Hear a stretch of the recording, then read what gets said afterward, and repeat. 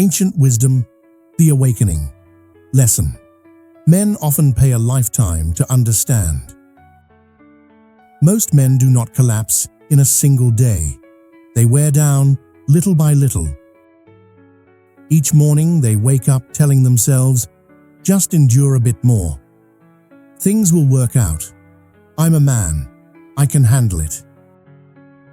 But no one tells them that this very endurance is quietly killing them from the inside. Too late to realize they have lived more for others than for themselves. Too late to understand that their silence is not always strength. Sometimes it is simply the fear of being abandoned. Men spend years building a career, yet it takes only one moment of awakening to realize they have lost what money can never buy back. Respect, inner calm, inner freedom. No one warns them that if they do not learn self-mastery early, they will spend the second half of their lives living in regret. And when they finally begin to ask the right question, who am I really living for? It is often already too late to turn back. Ancient wisdom left the answers thousands of years ago, but men only listen when the price has become too high. Modern men do not lack choices, they lack clarity. From a young age, they are taught that their value lies in results, income, status, the ability to please others. No one asks how they feel. No one teaches them how to listen to themselves. The only lesson they learn is this: never be weak. So they put on masks. At work, they must be strong. At home, they must carry the burden. In relationships, they must always give.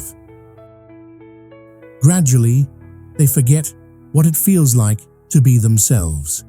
Every decision is shaped by others' expectations. Every silence becomes an act of self-abandonment.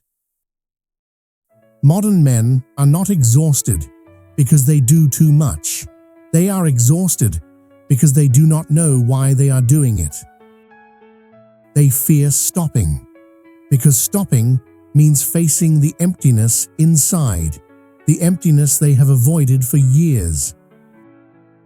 And in that constant busyness, they trade away the most precious thing of all, the ability to master their emotions and their choices. Not everyone breaks down, but many live an entire life without ever truly living. Thousands of years ago, Confucius left behind a very short sentence, so short that many read it and forget it immediately. The noble man seeks within himself, the petty man seeks in others. This is not a moral lecture, it is a survival map for men. Confucius understood that most human suffering comes from constantly looking outward, waiting for validation, craving recognition, hoping others will change so life feels easier. But the more a man seeks from others, the more control he loses over his own life. Modern men are no different. They wait to be respected. They wait to be loved. They wait for someone to confirm that they are good enough. And in that waiting, they hand over the authority to define their worth. Confucius called the man who does the opposite a noble man, not because he is perfect, but because he takes responsibility for himself. When a man begins to seek within himself, he no longer blames, no longer complains, no longer lives as a victim of circumstance.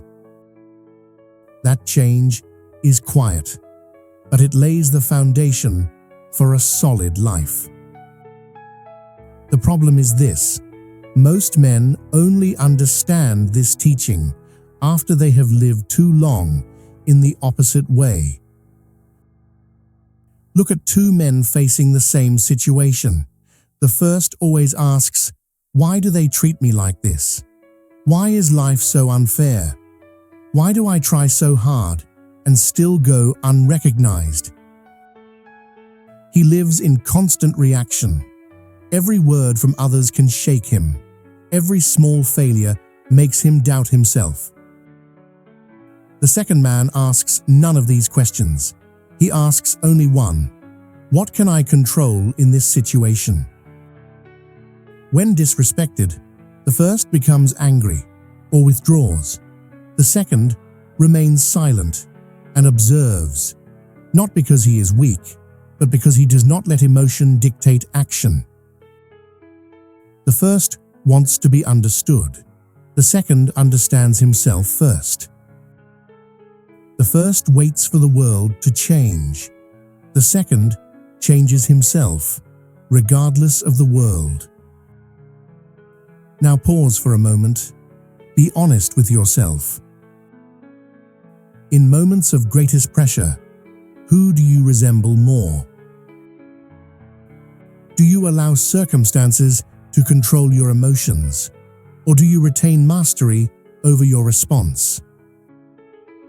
Ancient philosophy does not judge your choice. It simply places a mirror in front of you. And in that mirror, every man is forced to confront the truth about himself. There is no moment that warns you that you are going the wrong way. No alarm bell, no sign that says turn back. Life lets you continue as usual, and that is the trap. Year after year, you grow accustomed to compromise. Compromising with exhaustion, compromising with disrespect, compromising with a life that no longer resembles your dreams. You tell yourself, it's just a phase. But that phase stretches 10 years, 20 years, then a lifetime.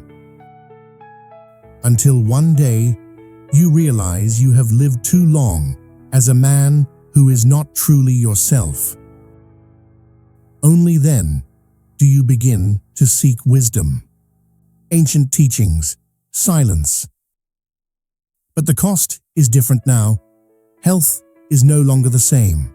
Time is no longer abundant. Opportunities do not return a second time. Ancient philosophy is always there. It never disappears.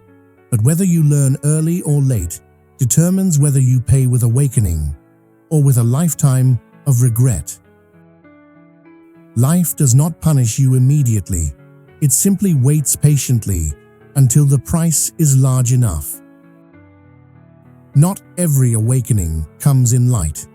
Many arrive in silence, when everything has settled, when there is no one left to blame.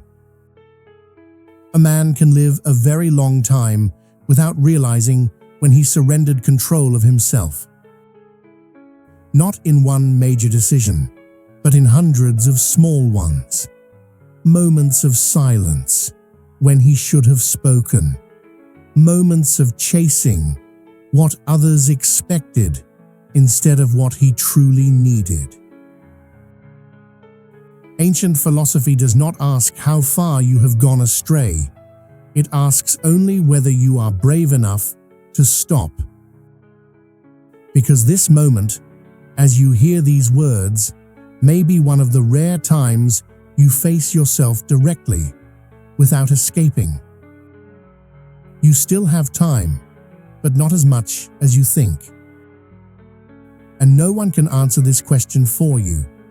Will you continue to live as a man reacting to life, or begin living as a man who masters it? 10 years from now, you will look back on today. Will you remember hearing this warning, or remember ignoring it like all the others? The question is not whether you understand.